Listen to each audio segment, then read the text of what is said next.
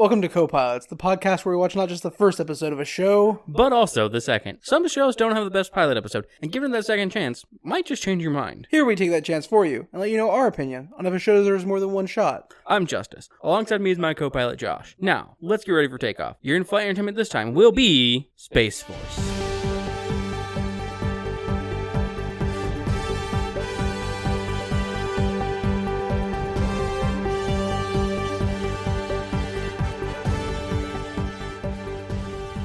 So, Space Force is a Netflix original series from 2019? Something like that? It's from 2020. The actual Space Force is from 2019. The United States Space Force was founded in the year 2019 by our illustrious former president, Donald Trump, with his very catchy tagline of Boots on the Moon by 2024. Sempre Supra? Sempre Supra. I still think they could have a better fucking tagline than Always Above. Bad motto. I don't. One of the biggest operations that the Space Force has been involved with so far has been essentially a satellite spy net over America to spy on Americans. Sempre Supra makes so much sense when you look at it that way. I guess. But I think if you're talking about space, I think arguably Always Out or Always Outwards would be better. No, it should be something like Always Above and Always Watching. No, that's NSA's motto.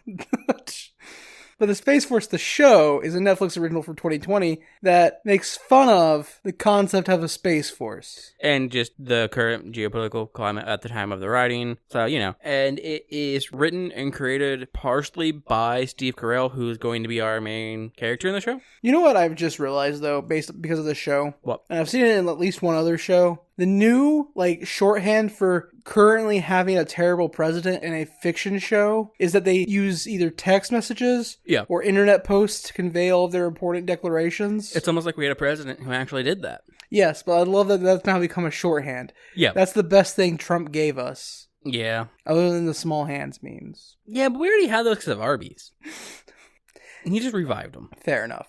So, like you said, Space Force stars Steve Carell, and the show opens on Steve Carell's character, General Naird, being promoted from a 3-star general to a 4-star general, and being made a head of a service branch. That's what it's called, a head of service. Yeah, he has to become the head of some service branch, and we are led to believe, as is he at the very beginning of this, that he is probably going to be the new head of the Air Force, because that is what he is currently serving in, and assumingly what he's being promoted up within. After he gets promoted, we meet his wife and daughter, who are just like, wow, this is a really lackluster award ceremony thing going on here. They're like, yeah, when you got 3-star in the room, maybe. Yeah, when you got 3-star, there were 100 people. We had musical guests. It was in a big, nice place. To which General Naird is just like, that was a different, less chaotic regime. Yeah, that was a different regime, better organized and such. So then Naird gets pulled from that meeting because he has a speech that he's giving and it just keeps getting rushed through. Yeah, because he has his first Joint Chiefs of Staff meeting, which is where all of the heads of service, along with the Secretary of Defense and ostensibly normally the President, meet. Yeah. And so he joins them. He gets into a brief altercation with the current head of the Air Force, who he assumes he is going to be replacing. And they kind of bicker. The other guy tries to make fun of him for being a 3-star general. He's just like, you mean 4-star general? I just got promoted. Enjoy your retirement. Kick is the other general's name. Yes. And I'm currently pulling up the cast real fast because I recognize this actor. Yes, I always recognize him, but he's one of the actors I can never remember the name of. Noah Emmerich. That's his name. Yeah. So we follow Naird and Kick into the joint staff meeting where we meet the other heads of the military branches. And they, for the most part, are all pretty well-known actors. Jane Lynch, Patrick Warburton. Steve Carell, Noah Emmerich. I don't remember the guy who's playing the Coast Guard. But there's a joke about him. Because in this meeting, Naird is confused as to why Kick is still here. Because he's like, well, I'm a 4-star general now. I assume he's retired. But the Secretary of Defense says, well, we're all here because the president has a new policy he's going to be announcing in 5 minutes on Twitter. That is the creation of the Space Force. And to which he then says the plan is to be boots on ground in 2024 and boots on the moon in 2024. Yeah. And Naird's chuckling under his breath about it. And then he gets told he's going to be the new head of Space Force. Yeah. And this scene has a bunch of actually hilarious jokes. Yeah. Really good one-liners and retorts. The head of Coast Guard at one point says, well, at least we're not at the bottom anymore, or not at the back of the line anymore. Well, yeah, there's a part where after it's announced that Naird's going to be the head of Space Force, it's then announced that he is supposed to work closely with Kick. But Kick's response to all this is bullshit. Space is part of the air. Naird works for me. To which Jane Lynch, the head of the Navy, goes, hang on, I don't think there's air in space. To which Kick's just like, there's certainly no fucking water, so you don't get an opinion. So then Warburton, who should be in charge of just the straight up army, is just like, look, the Air Force, I think the he Army. Marine. I don't know. There's Marines, Army. Yeah, I don't know. Warburton was Marines. I don't remember who was Army. The Army guy is just like, Air Force, you should be part of the Army. Kick, I'd like to stuff you both back in. And then Warburton, who's in charge of the Marines, because I remember this line from him, is, if there's no air or water, 2 questions. What is it exactly? And 2, it's invisible, right? Something along those lines, something like that. Yeah. Yeah. And then the Coast Guard's like, well, at least I'm no longer on the bottom. And I was like, eat shit. Yeah, you are. And then the Secretary of Defense says, you're still below the Salvation Army. And then they kind of like zoom out of the meeting, and that's the end of that. Cut back to Steve Carell's house that night. Yeah. And he's laying in bed next to his wife, who is played by Lisa Kudrow. Phoebe from Friends, if anybody doesn't recognize the name. And she is crying, and... She's not crying yet. Okay, sorry. She's asking him if he's okay with everything, because apparently he's really inflexible. To which she's like, I can be flexible if ordered. But she's like, well, you wanted to be the head of the Air Force, and now you're in the Space Force, and I know you have a hard time adjusting to stuff. He's like, well, at first I was pretty upset. But then I was like, I'm going to be the first head of the Space Force. I'm going to be the founder of the Space Force. It's a really good opportunity, and I think if we do it right, it can be really, really good. And she's like, yeah, it's going to be really hard to, find space for it, though, because, there's not a lot of room, and property is really expensive outside of D.C. And he's like, yeah. But, there's a lot of places available. And she's like, not really. He's like, well, there is. We'll definitely be outside of D.C., about 2,000 miles. There's an old NORAD facility that looks promising in Colorado. And then she starts crying. And then we jump forward a year. Yes. And he's at a gas station getting coffee for the morning. Yep. And the clerk at the gas station's like, heard about the big launch today, eh? Yeah? Well, what launch? And the clerk's like, oh yeah, sorry, I forgot it's a secret. You have to kill me if you told me about it, right? And then he smiles, and we leave the scene. He's driving his car into work. Yeah. Spoiler. He put the guy in his trunk, and that is going to end up in jail later. That's what that was. Okay. Yeah, we saw him later when we went down there. Yeah, I didn't piece those together. Okay. Yeah, he kidnapped the guy. Definitely. Amazing. But Naird arrives, and once he gets to his desk, his secretary's like, so, heard the launch is off for the day? Or am I missing something again? Yeah, he's something about that. Because, he shows up, and his secretary, Brad, is just going through everything. He's like, the delegation will be here to speak to you, the Congress. Oh, yeah, he doesn't mention anything with the launch being off here. That's my bad, yeah. Yeah, the congressional delegation will be here. But you had a light morning, so I suggest we start with the gym. It's supposed to be a leg day today. And then he goes to head into his office, and then we see someone laying there, and he goes, oh, and Dr. Mallory's here. He told me not to say anything. Yeah, and Dr. Mallory is John Malkovich. He's the head scientist for the Space Force. I love John Malkovich. He's always fun in what he's in. I think there's been a few roles where it doesn't feel like there needs to be a John Malkovich character in said movie, but he's fun here. ABC Murders was made good because of him. Yeah. That show would have been boring with another lead actor. Yeah, no, Malkovich always does really, really well. There are just sometimes where my brain goes, I don't know if we need a Malkovich character in this. You know what I mean? Yeah. Malkovich's character, Dr. Adrian Mallory, is like, so we're going to be canceling the launch today. It's too wet. And Naird's like, no, I'm the one who decides the stuff gets canceled. And they're kind of going back and forth. And the entire time, Mallory's just being like, I don't know why I hired you. And Naird's like, I hired you. You don't have a say here. And then Mallory's like, I didn't want to bring her rank, but... And Naird's just like, you're a civilian contractor. Look, if you keep going on like this, we're going to really have to reconsider your employment here. Who's the we you're talking about? Yeah. And so they end up arguing about it a bit. It's above your pay grade. Mallory leaves, and Naird goes to step out somewhere, and Brad, his secretary, is like, so I heard we scrubbed the launch today. And he's like, no, only I can scrub things. To which his secretary's just like, I don't remember what name he says. The head biologist. Yeah. So he's like, I'm going to... Her name is Leslie. I'm going to let Leslie know, because I told her we scrubbed it. I'll let her know that we're go. She has to clear all 60,000?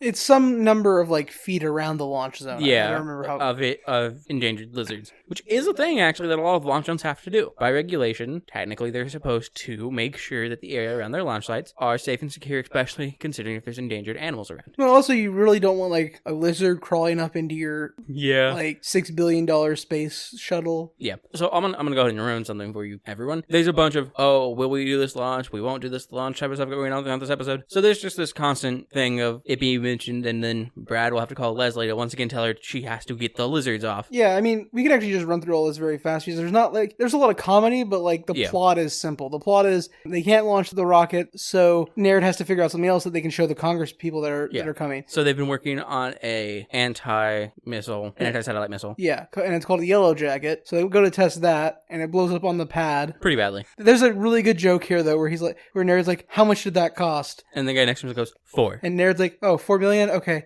No, 4 middle schools. Fuck. Yeah. I always know I enjoy Steve Carell. Like, he is a good comedy actor. Yeah. But it's only in these roles where he's actually more of a serious character, like Goofball, which he's done a lot. Where, like, he has great delivery for, like, it's gonna sound weird. He has great delivery for singular use at a time cuss words. Like, the way he always delivers them is great. Like, I think it's called Date Night, the movie he did with Tina Fey. Yeah, like a decade ago now. I will never not, like, remember him yelling "kill shot." He turned it sideways. Kill shot. Yeah. Like that's one of his. I love that movie, even though it's bad. That movie's terrible. Yeah. But him and Tina Fey, like, make that movie. Yeah. Before he went to do this, though, we do get an introduction because he turns back around in his office after confronting Brad, because like walks off a bit, then comes right back. And Brad just goes, after he opens the door, he goes, Bobby's in there. Fun fact, Brad, very, very bad secretary, will let anyone into Naird's office as long as they tell him not to tell Naird. Yeah, so anybody can basically be like, hey, I'm here to see Naird. I know he's not here right now.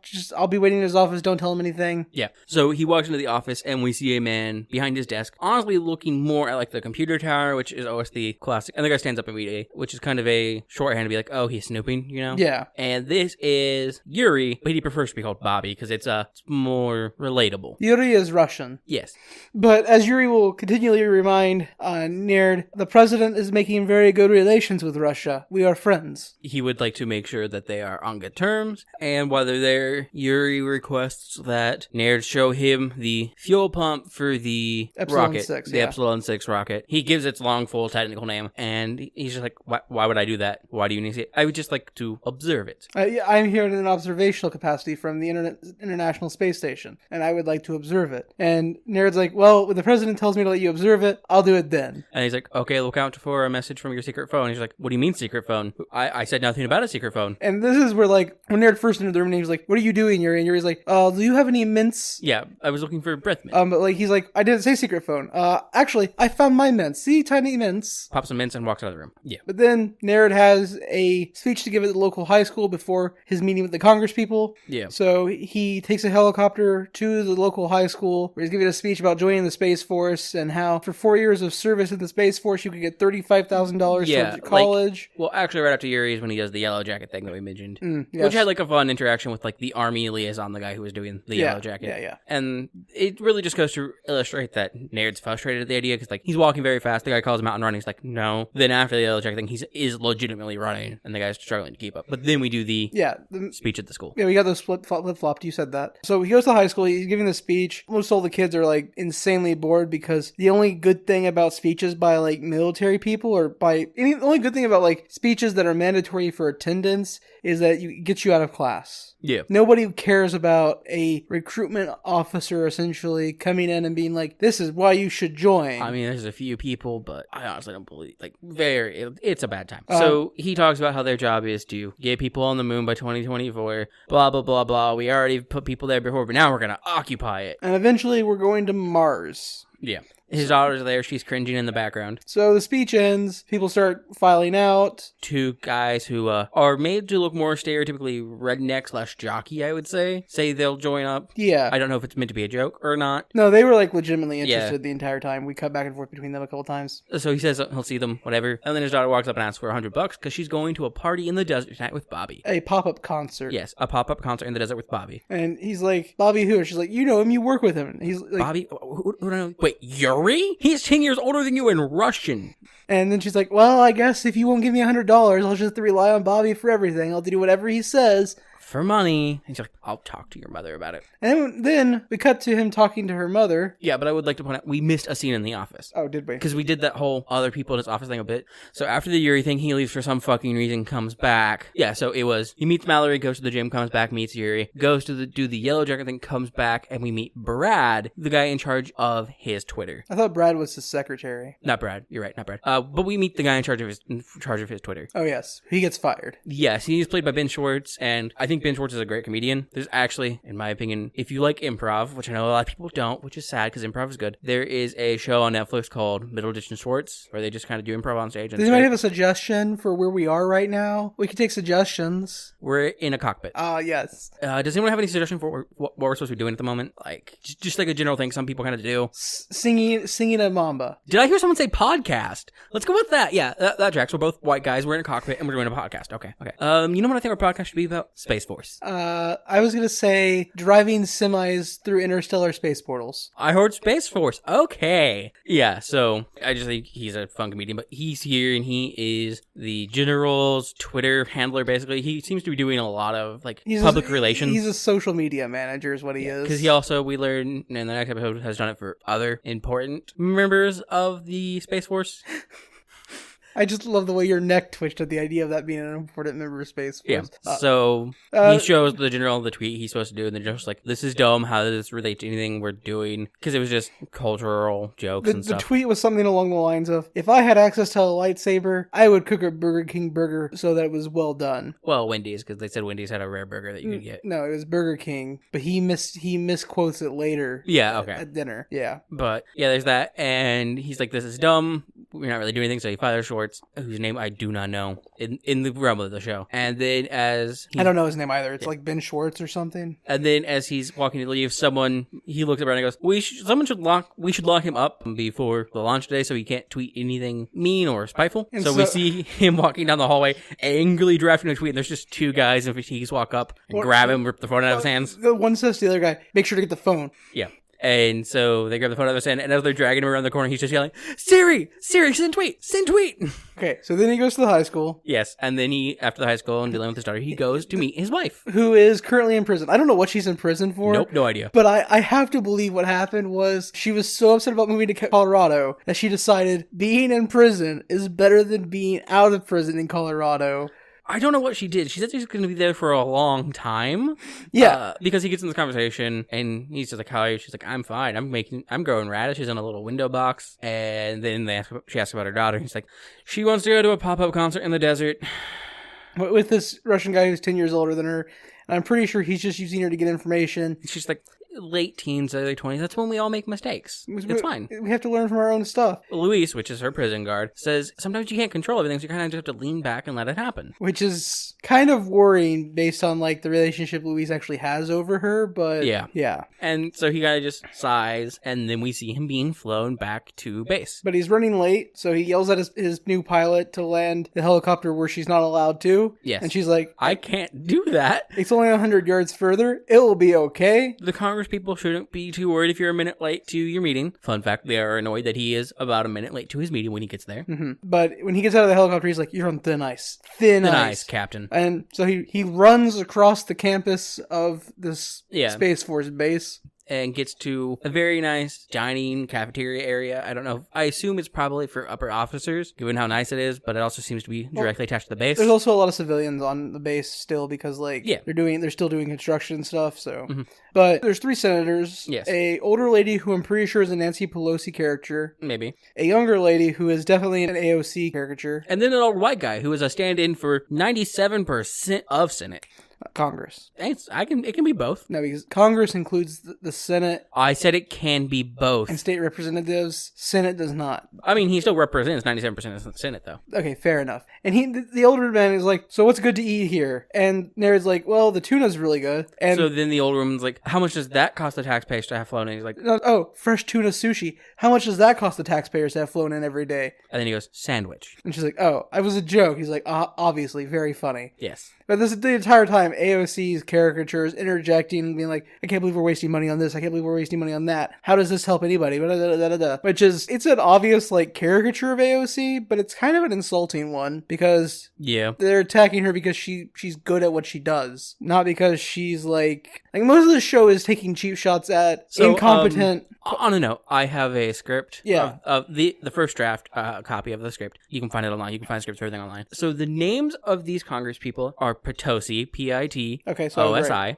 A-Y-C. Mm-hmm, so I was right. And then Schugler. I don't know who he's supposed to be. Neither do I. I assume it's someone. I don't know who, but yeah. Yeah, it's just most of the shows so far have been taking like cheap shots and pot shots at like people who are obviously in some way incompetent at their job. But AOC is very obviously hyper competent at her job. Yeah. And it's weird that they're taking pot shots at her too. Yeah. There's, like, she's asking about how well this test was going to go or whatever. And he's like, I mean, it should be good. I have a good track record of stuff like this. And she's like, but this is the first one for the Space Force. He's like, yes, but it basically comes to, yes, we are spending a lot of money and this is our first test flight for Space Force. It's also very new, basically. And I have a history of doing stuff like this before, but whatever. Yep. So after this, he has a meeting with the scientist outside because... Well, their final argument here that kind of we see the end of this, just at the final tone before they leave, because we can't end it on the note of, well, I have experience and I kind of know what I'm doing. It's, well, what type of armaments do you have? Oh, yeah, and she like lists some lasers, pulse weapons. He's like, I believe those are from Star Wars. And she's like, yeah. He's like, we have a kinetic... destabilizer. And they're like, what? Wait, a net. And they're like, $6 billion for a net, which obviously the majority of the $6 billion does not go into a giant metal net, which actually you do need a good quality metal net in space if you're trying to make it last and work well. But ignoring that, obviously most of it's going towards launching and building a fucking rocket. Yeah, the rocket systems are obviously way more expensive than the net system. And in fact, at a point, one of the best weapon types in space would just be kinetic materials. Well, also, other than spying on the entirety of the United States, do you know what one of the other large Space Force endeavors is? Are we talking about the fucking rods? No, I'm talking about like one of their current primary missions. No. To clear space debris and stuff away from our satellites. And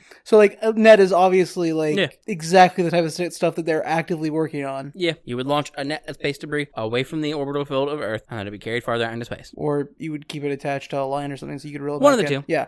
Either way, yeah, you're using nets, but you're obviously not paying $6 billion just for a net in R&D fees for nets. I'm not defending the existence of the Space Force because it's stupid. Yes. What I am saying is $6 billion didn't go to making a net, either in this show or in real life. Yeah. Although $6 billion was probably mostly wasted because government spending is incredibly inconsistent. Yeah. But then he has a meeting with the scientists because Dr. Mallory is trying to convince him not to launch today. And he's outside at this meeting with these scientists, and he's told by Dr. Chan, played by Jimmy O. Yang, who is a fantastic, again, comedy actor. A very good comedian. His stand-up is great as well. That for orbital launches, they prefer humidity is around 40%, and today's humidity is 54%, which is outside of the recommended range for an orbital launch. So they don't want to launch. Yeah, and Nared's like, well, does anybody have a dissenting opinion? And anybody willing to step out of line with a popular opinion and offer some of the reasons why we should launch today? Just so I can the pros and cons? No one does, except for a... Phil, like, he's like a maintenance guy or like... janitor or some sort. It's like the kind of vibe they're giving him. His name's Eddie, no last name to speak of. To which Mallory's like, okay, so all in pro, he lists a doctor, insert all of these last names. All the doctors here. And General Nerd and Eddie.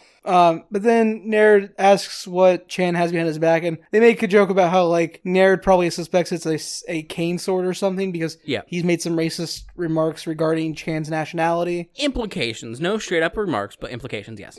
Chan is from Ohio. Yes. But he is asked where he's originally from, that type of bullshit, which I acknowledge is complete bullshit and is racist, but it's not like a straight out racist call. No, when you say where are you from, and somebody says Ohio, then you go, but originally, that's racist. Yeah. And he says that's racist. True. In a general sense, yes, but I do think in a situation like this, which is where a lot of their scientists have been brought in from other countries and are working on different delegations, not necessarily, but like that in the circumstance and the way it's written is supposed to be racist. But he asks Chan what he has behind his back, and Chan turns out to have an umbrella, and so he goes, we're doing the launch today, and then walks off, and Mallory's like, we can't do the launch today. But he just ignores him. He's like, I can't hear you over the turbine, sorry, I don't think he says we're going to do the launch. He's like, get the launch ready. Yeah. And then he gets to the helicopter. And then he gets back to his office. The Congress people are outside, but he demands Brad and the Congress people to give him 5 minutes by himself. To which he then sings Kokomo. Yes, by the Beach Boys. Yes. And then when he exits the room, the Congress people are gone, so he chases them down and lets them know there is going to be a launch today. And then we cut to them doing the launch. He gives a big speech, and he hits the button that's supposed to launch the rocket. And we pan down to see that it's cut.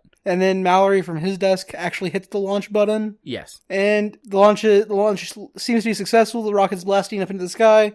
We switch to the camera on the side of the rocket. Because we've pushed through the crowds and up into the upper atmosphere, so ground cameras can't see it well. But then the camera goes dark. Yeah. And everybody's like trying to figure out what happened. And then Dr. Chan reports that Epsilon 6 is in orbit. Yep, and they all cheer, and it's good and happy. And we cut from there to Naird and Mallory sitting on Naird's porch with drinks and cigars. And Mallory's just like, what I don't understand is how it turned out well. You don't know science. Like, you know nothing about science, but this launch went well. I don't understand how it works. And Naird's like, well, I don't know science, but I know people. It's somebody like Chan who carries an umbrella when there's only 2 clouds in the sky. 2 little clouds in the sky. He's never going to be willing to take risks, never going to be willing to take chances. And the only way we're going to get to the moon and to Mars is by taking chances, taking risks. And Mallory's like, you know what? You have a point, I guess. He does, but I hate it. Yeah, and I he's hate that he has a point. Yeah, and he's like, hey, the Epsilon 6 should be passing overhead soon. You want to see if we can see it? So they both walk forward a bit and look, and they see the lights, and like, yeah. And then Naird looks up through a telescope and finds Epsilon 6.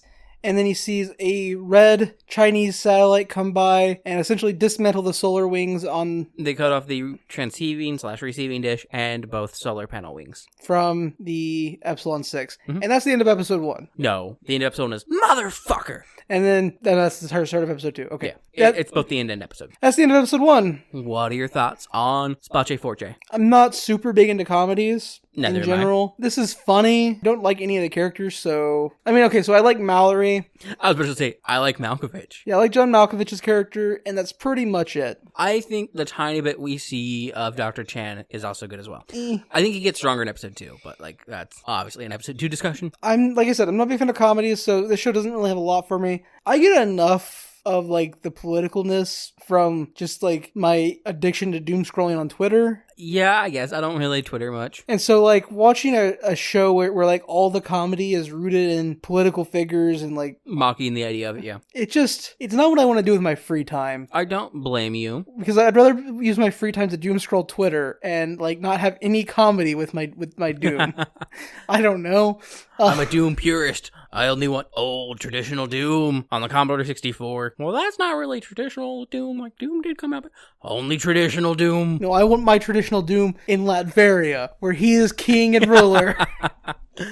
You don't want him to have been a part of the same foundation that gave the... And I don't want his mask physically fused to him by space radiation. Oh, no? I want him to be just an insane sorcerer with incredible magic. I don't want him to, like, have space powers like the Fantastic Four. That's stupid. Man, your Doom sounds bad and boring. No, my Doom is the best Doom. How about you, though? Your take on Space Force Episode 1? I think it is rather funny, which is surprising because I'm not a huge comedy fan either. I also think it has, like, good comedy actors in it that I think could do well throughout the seasons. The cast is actually incredibly strong. I hope we get more Warburton. So do I, but Malkovich, like I said, is, like, always fun, especially when his character feels well worked into the story. Yeah. Steve Carell is generally kind of hit or miss for me. He's doing quite an enjoyable performance in this, in my opinion. Like, the thing is, this episode makes him out to be insanely incompetent, and then ends the episode with him actually being hyper competent. Yeah. And I don't like that as a character. I don't think it makes him out to be insanely incompetent. I think it makes him out to be competent at what he's done, but not entirely competent in a position of leading all of it, especially research scientists. Which makes no sense that he's not a competent leader when he was a 30-star general, second in command of the Air Force. I wasn't saying he's not a competent leader. I'm saying he's not a competent leader of scientists, which I think is a difference here. Because he assumingly has not been doing work backed by scientists a lot. So I could understand a slight, like, split there, and also given the fact that this is also a somewhat political comedy, so we're going to immediately make fun of the guy in charge of using weapons who doesn't listen to scientists, because that's going to be the joke here. But also, if we look at it as from a reasonable standpoint, his career up to this point, from what we've been told, is basically just flying planes and shooting people and telling other people where to go and how to fly to shoot and kill people. It has not been listening to scientists about how to build something. I still don't like the idea of a character who is made to seem incompetent, which he has made throughout this episode to seem incompetent. I don't think he's made to seem incompetent. I think he's made to seem like he doesn't understand what the people around him are talking about, which doesn't necessarily imply incompetency. I think it implies more stupidity, but not incompetency. You can be competent and stupid. It's not always great, but it is possible. I don't know if you're right. I don't know if those two things go hand in hand. I think a lot of stupid people are incompetent, but I think you can find competent people that aren't very intelligent. If you say so. On to episode 2. I've met you, so I'd say you're fairly competent. You can record the second half of this by yourself.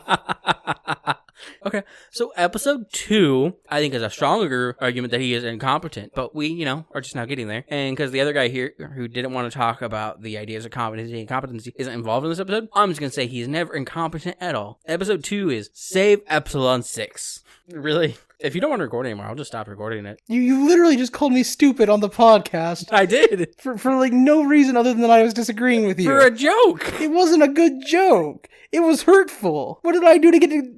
I disagreed with you, so I'm stupid? I get it, you're a Republican. My bad. If you don't like the joke, I won't leave the joke in. It was clearly just meant to be a small, cheap joke, was the entire point of it. No, I get it, you're a Republican. If I don't agree with your opinions, I'm stupid. See, I don't think this joke is funny. I think this joke is hilarious. I don't think it is. Well, obviously, because you don't like the fact that you're calling me stupid because you're a Republican. No, I just don't. I think the all Republicans think people are stupid joke is overplayed and bad and you're right. overused. You're right, they don't call people stupid anymore. It's groomer. You'd be calling me a groomer now. Do they, or is it the other way around? I literally don't know. Oh, so you're actually not that in touch. I don't fucking pay attention to Twitter and what we insult and call each other. I just recognize that we have a horrible divide that's fucking absolutely bullshit, and our politics have fallen and dead and fucking like broken down. So it's all fucking horrible. All LGBTQ people, but I don't listen to what we insult and call each other. All I just ignore LGBTQ the allies, okay, are groomers, and also drag queens. Drag queens are groomers too. Okay, we're all groomers. Every single one of us. That's dumb as fuck. Yes. But yeah, no, I don't pay attention. Like, so I like. The funny thing is, I was this close to like joining back into the podcasting. Because you kept going about episode 2 and you didn't say the title. And I was like, he hasn't said the title. He hasn't said the title. How is he going to review episode 2 without saying the title? Easy. You just don't say the title. As long as people know it's the second episode, that's fine. They don't need to know the names of these episodes. Yes, they do. No, they really don't. They also need to know where you can legally find these shows to watch them. You can't. Netflix. For now. Till they pull this off Netflix as well. Although they just dropped a season 2, so they're probably not...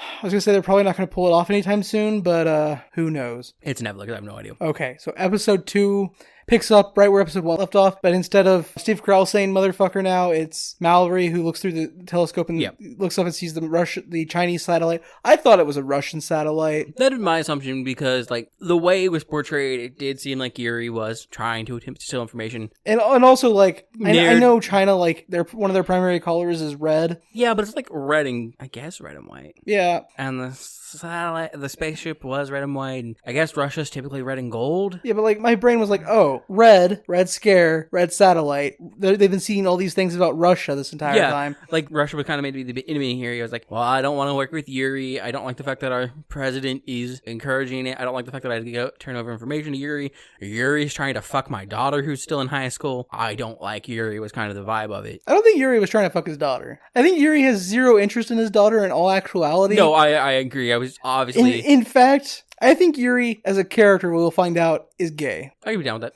I think Yuri is gay. It would make sense. I mean, he does ice skate. Oh, does it? Oh, no, that's an anime joke. Yuri on Ice, which is apparently a very gay anime that I haven't watched, so I probably should, because, man, do I love those anime. So, and sapphic comedy. Mallory and Naird rush off to Space Force Command to try to save Epsilon 6. And when they get there... Well, so they rush off, and as they're leaving, Mallory's just like, are you okay to drive? Because they've been drinking, to celebrate. He's just like, nothing sobers me up like foreign aggression. So they tear off, and as they leave, up pulls Yuri and Naird's daughter, whose name I honestly do not remember. I just know he affectionately calls her Bug. And so, music's busting his call, they pull up, and she's like, I have to go inside to work on homework. And he's like, I could come in with you, and we could finish this alcohol. And she's just like, no, my dad's probably, and he's like, I don't see him. She's like, her name is Aaron. Aaron's like, I don't see him. I assume he's hiding in wait to pounce on me because I'm late. And he's just like, well, okay, I guess. And she gets out and leaves, and then he takes off. And in classic movie/television fashion, music is blaring from the outside of his car when he pulls up. We do not see him at any point turn his radio down, but there is no music in his car. And as he leaves, believes there is music outside his car,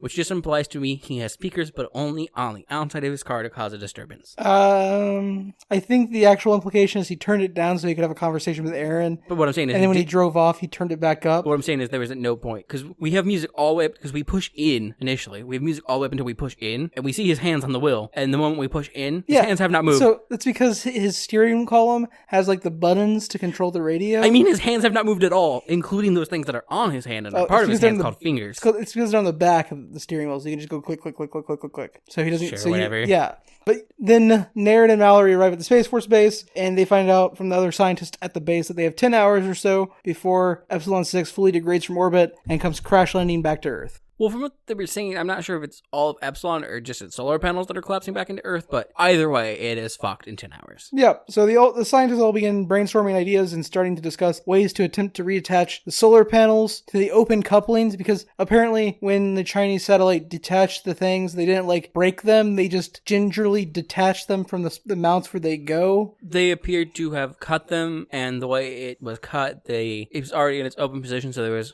basically the cables in both ends are live. They just need to be reconnected, and because of the way they were cut, they can be attached back together, and it should work. Yeah. There's some more racist stuff here from Naird, where he like calls out a Belgian scientist for being Belgian, and... Well, he doesn't make fun of him for being Belgian. Not initially. The guy suggests an idea that Naird does not understand, so he mocks it, and then he asks where the guy's from, and the guy says Belgium, and he's like, oh, well, let's not take any more ideas from Belgium. After all, Belgium doesn't even have a space force, and Mallory says, like, well, they're part of the EU, and the EU has a space agency that they all work with. So it didn't start off as insulting Belgium to make...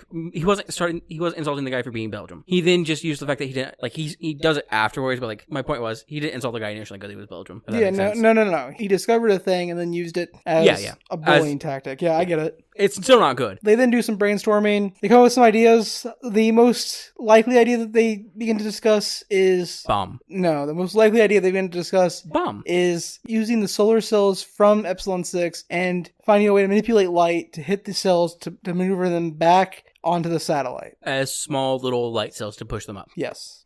And Naird does suggest a bomb because this is, in his time with the Air Force, most things were solved with bombs. So someone has to explain to him, bombs don't work very well in space. And he's like, well, the concussive waves. There are no concussive waves. It's space. See, I think, I'm actually going to side with Naird on this one. I think he's right. Yeah. I think the concussive wave of a bomb could be used in this situation. Yeah. Because they're in low orbit.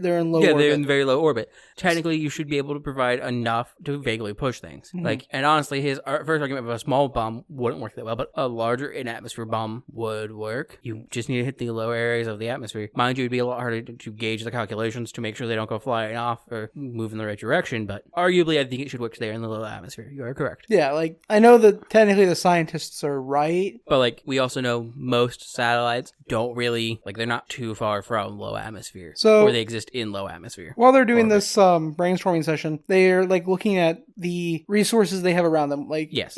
By around them, I mean around Epsilon 6.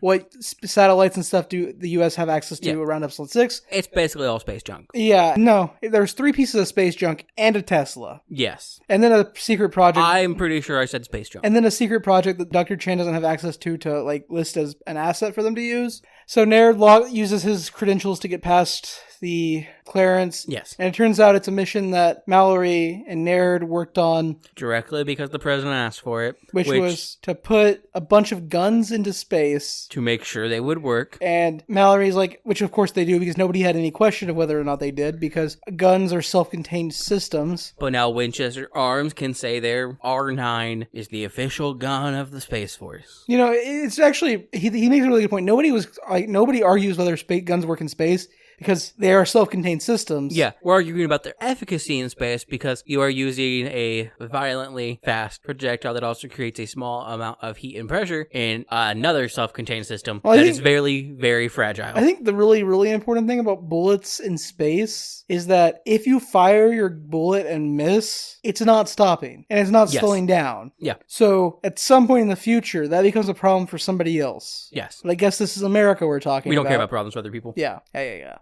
And also on this flight, was a monkey and a dog. Because they thought it'd be like good PR. They get cute videos of a chimp in a spacesuit in space and a dog in a spacesuit in space. To which we are later shown a small video, and it is adorable. The monkey is playing fetch with the husky, and the husky catches zero-G, it, yeah. And it tumbles backwards in zero-G, and it's happy, and it's barking and squeaking the toy. Adorable. So then Nereid's like, well, the monkey and the dog fix it. Yes. Give me the person that trained them. Yeah, so they get the guy, and the guy's like, that sounds impossible. That's a lot of tasks, I don't have anything to reinforce it with.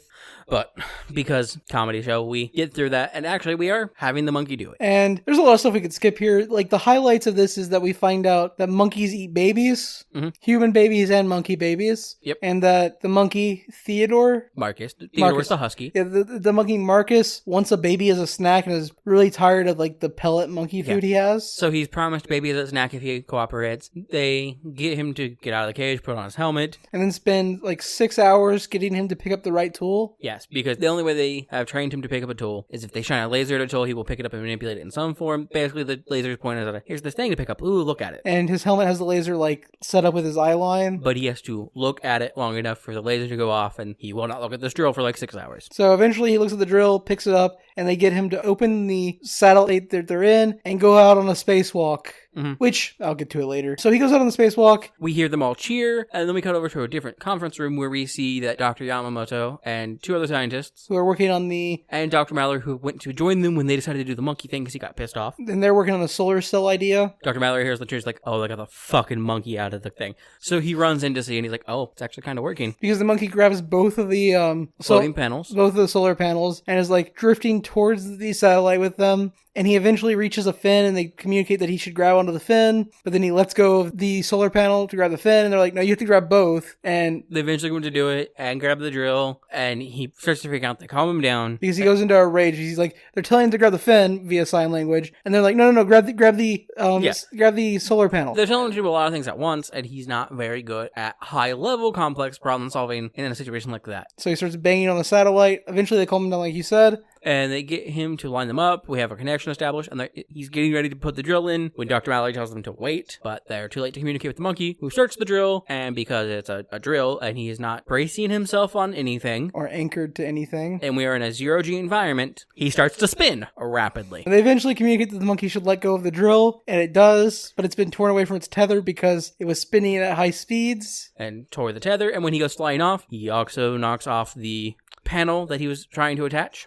And I think as Dr. Chan lets them know that he should be on a destination course of the sun and should be there in about a week. A week and a half, he says. Yeah. And so Nereid gives a speech about how this monkey's a hero and he's going to die a hero. And he's like, fuck it, he's not going to die. We're going to save him. And he's like, how much would it cost to save him? And they're like, 30, 40 million? It was 50 to 400 million. Yeah. And he's like, never mind. We'll give him a medal. He's an animal. He can't get a medal, which is wrong. Animals have gotten medals before in the U.S. military services. Well, whatever. He represents comedy. He represents the best in all of us. He was a true spaceman. Yeah. And then he's like, fuck it. Let's try the dog. So they put the camera on the dog, and there's just a floating husky tail. And they reason that at some point Marcus got hungry and bored and ate the dog. Yes. And then Nereid's like, I just said he represented the best in all of us. I take that all back. Fuck the monkey. No medals. No medals. And then we see that, there's a giant space satellite. It's the Chinese one. And they pick up Theodore. Yep. They pick up Marcus. Yep. Then Nereid's like, well, what about the solar cell idea? Can't we do that? And Mallory's like, well, not anymore. These now the cells are past the satellite, and there's no way for us to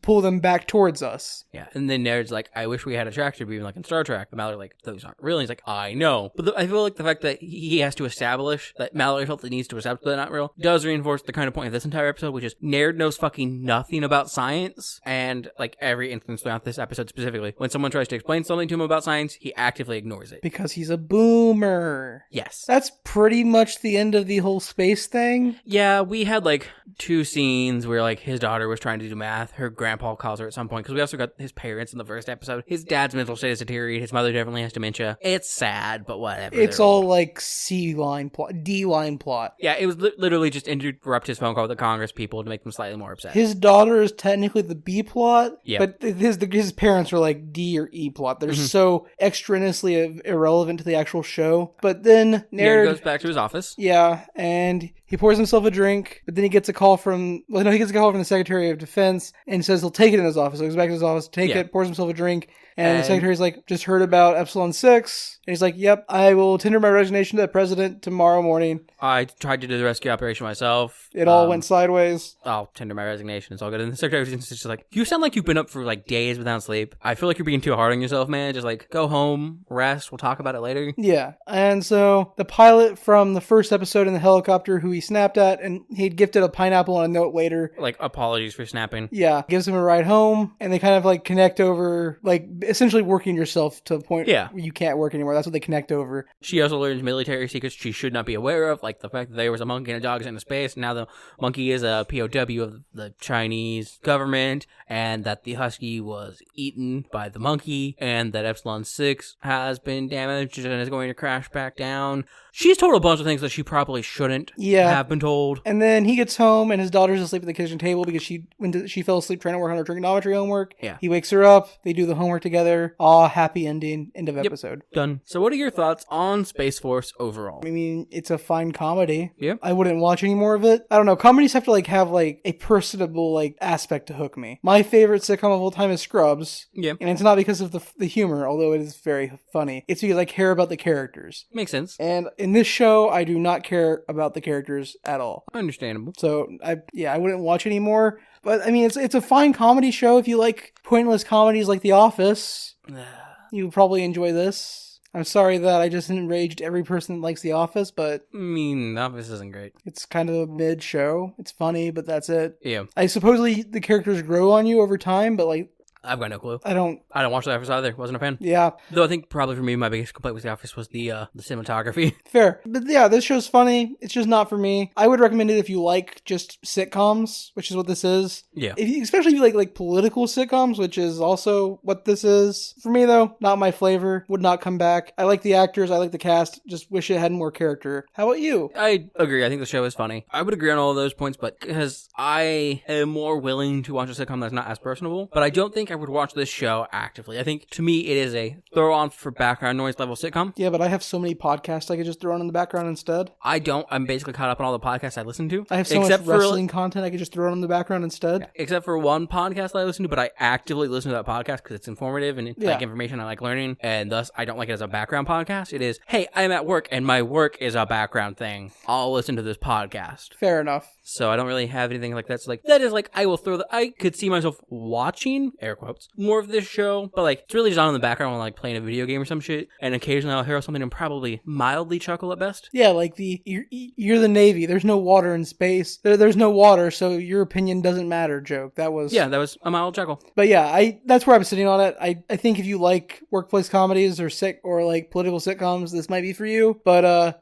this doesn't got enough like character personality to it for me. I can see that. Yeah. Got anything else but for it? No, I did not. Well, before we give our normal call to actions, I do just want to let you know season 2 of this show dropped on Netflix in February. It's all on there right now. That's how Netflix normally works. So if you are interested in watching Space Force, season 1 and 2 are both on Netflix, which you can watch if you have your own account and don't share passwords because they're cracking down on password sharing. And yeah, so Netflix, that's your option. Woo. Or yar har har, but I didn't say that. What? No. But if you want to reach out to us and give us suggestions for other flights, other ideas of shows we can review, your comments on Space Force, your comments on the actual Space Force, your comments on the horrible state of our politics at the moment, I don't want those. I don't want those comments. I would assume most people listening to us probably agree with our political views, but also, I don't want to deal with it anyways. Or if you have like very strong opinions about The Office and we upset you, you can email. I also don't want to hear those ones either. You can reach us at copilotsreview@gmail.com. You can find us on Twitter at copilotsreview or on Hive at copilotsreview. You can also find links to both our Twitter, our email, our Discord, our YouTube, all of that over on our website at copilotsreview.simplecast.com. And don't forget, if you leave a review, we will read that out on the air as a shout out if your review is 5 stars or higher. Yeah, that's the thing we remember to check for. Definitely. I've recently checked that. But if you want to reach out to us, there's a myriad of ways to do it. Reviews, email, Twitter, but however you want to reach out to us, we'll just see you on the next flight. So thanks again, and please fly again soon.